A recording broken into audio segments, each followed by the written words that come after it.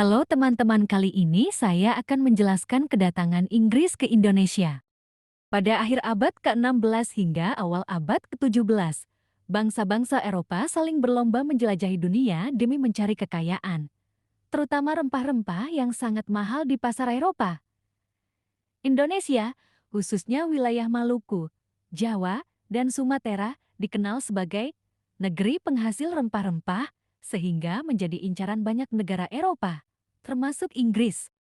Inggris pertama kali tiba di perairan Indonesia pada awal abad ke-17.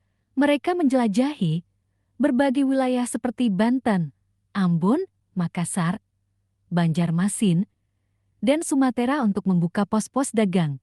Di beberapa tempat mereka berhasil menjalin hubungan dagang dengan kerajaan-kerajaan lokal.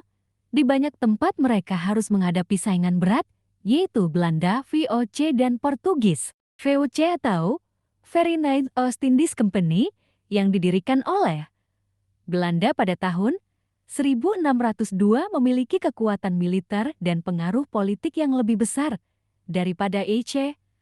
Oleh karena itu, VOC memandang kehadiran Inggris sebagai ancaman dan berusaha mengusir mereka dari kawasan dagang utama, khususnya di Maluku dan Jawa. Akibatnya, pada pertengahan abad ke-17, pengaruh Inggris di Indonesia mulai melemah dan mereka lebih fokus ke wilayah Indi. Kesempatan Inggris untuk berkuasa di Indonesia datang pada awal abad ke-19. Saat itu, Eropa sedang dilanda Perang Napoleon. Belanda jatuh ke tangan Prancis dan menjadi negara bawahan Prancis.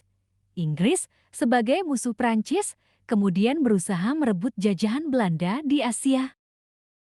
Pada tahun 1811, Inggris menyerang dan merebut Batavia dari tangan Belanda.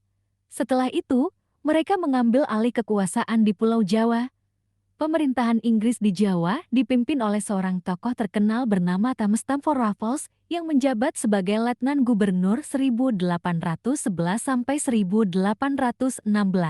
Kebijakan Thomas Stamford Raffles dikenal sebagai tokoh yang cukup modern dan berpikiran maju. Selama masa pemerintahannya, ia melakukan sejumlah perubahan penting di Jawa, antara lain menghapus monopoli perdagangan yang sebelumnya dijalankan VOC, menerapkan sistem sewa tanah land rent, yaitu petani diwajibkan membayar sewa atas tanah yang mereka garap yang sebelumnya dikuasai raja atau bangsawan, meningkatkan sistem administrasi dan pemerintahan, seperti membagi Jawa ke dalam beberapa karesidenan, melakukan penelitian ilmiah dan budaya, termasuk penemuan dan pencatatan situs-situs sejarah seperti Candi Borobudur, dan terakhir mendorong pendidikan dan pengumpulan data etnografi masyarakat Jawa.